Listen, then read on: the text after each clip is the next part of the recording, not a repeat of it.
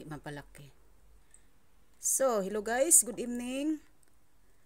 Gusto nating ipalaki ito pero hindi siya ma-close up.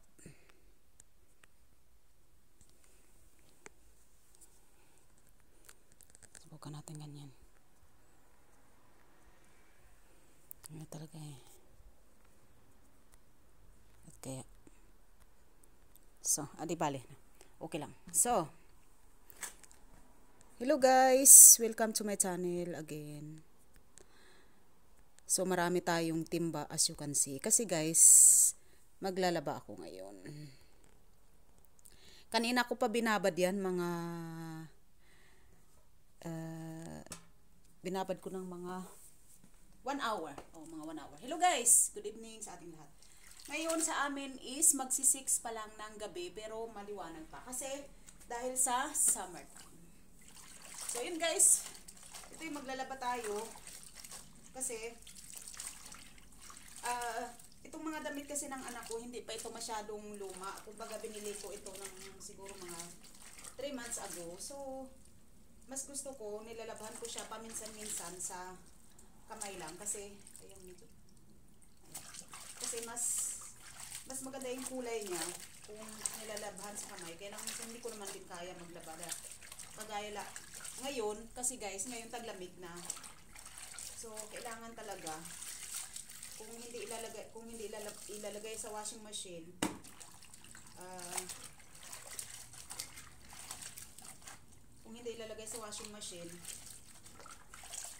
pwedeng labhan sa kamay, pero kailangan maghintay ng mga 4 na araw bago matuyo kasi nga sa malamig ngayon. So,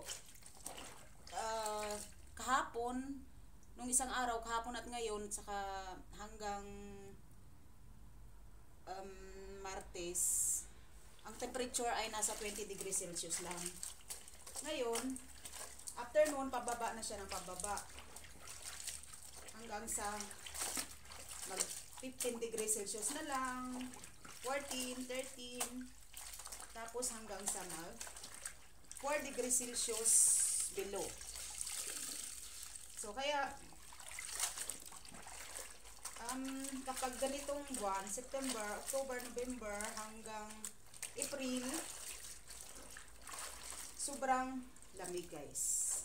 Kaya, ito kanina, itong tubig natin, nilagyan ko pa siya ng extra na tubig na mainit. Kasi kung hindi, hindi kakayanin ng kamay ko dahil sa sobrang lamig ng tubig. Kaya tingnan niyo yung kamay natin. So dahil kasi sa lamig ito, hindi ako naglo-lotion kaya dry siya. So, pero pag nag-lotion naman ako, pag sipagan ko mag-lotion, maganda naman yung mga balat ko. Kahit paano naman siya, shiny naman siya. So ayan. So ganun talaga guys. Kanina, galing ako sa trabaho, buti na lang pagdating ko nagluto itong isa. So, nawala naman din yung pagod ko kahit papano kasi nagluto siya.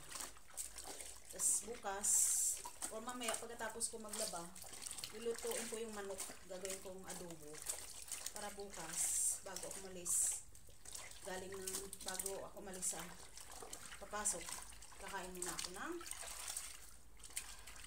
adobo na may gulay. Pero, ang gulay ko dyan is cabbage. Kasi yan naman ang madalas namin binibili dahil bukod sa healthy pa, kumakain yung aking anak ng ganong gulay. So ayun. So kasi winter ano to eh, winter pants. So makapal. Ayun. So bago ko itong bili, siguro binili ko ito 3 weeks ago. So sinuot niya nung isang araw. So, ginawa ko, laban ko na lang sa kamay para, kasi hindi naman siya madumi eh. Yung ano lang naman yan eh, yung kunting pawis. So, ayun. At ito naman ay yung leggings guys. Leggings ko na pang winter. Yan. Sobrang kapal nito yan.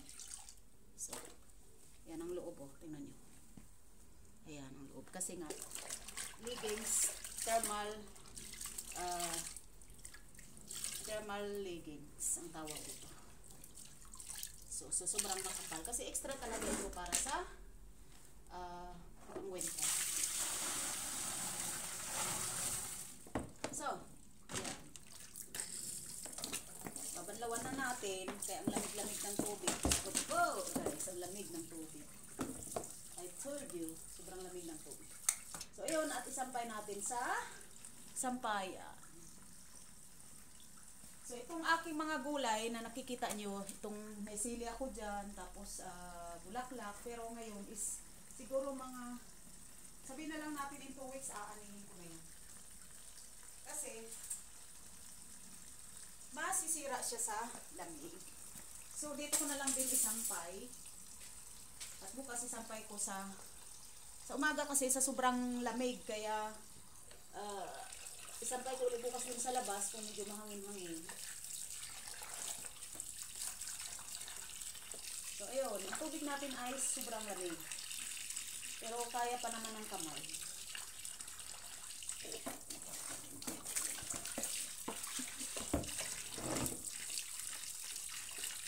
So, itong tubig na ito guys, hindi ko siya gagalawin kasi alam niyo kung bakit. Galing yan sa ulan. Pandilig ko yan.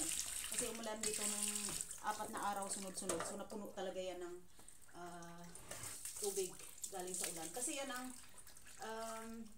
tubig ulan ay yan ang the best para sa pandilig natin. At pwede rin sigurong inumin pero madumi na kasi yan dahil sa labas eh.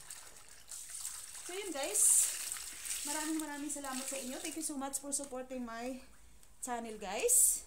At ito'y nagsasampay tayo ngayon. So itutuloy ko ang aking. So ayan, kasi itong t-shirt na ito is 2 araw lang naman yan niya sinuot. So kaya 1 araw nga lang itong yellow na ito kasi napawisan lang siya eh, kaya hinubad. So thank you guys so much at magkita-kita tayo sa next videos natin. Thank you guys. Bye-bye. Have a nice day everyone. Have sweet dreams.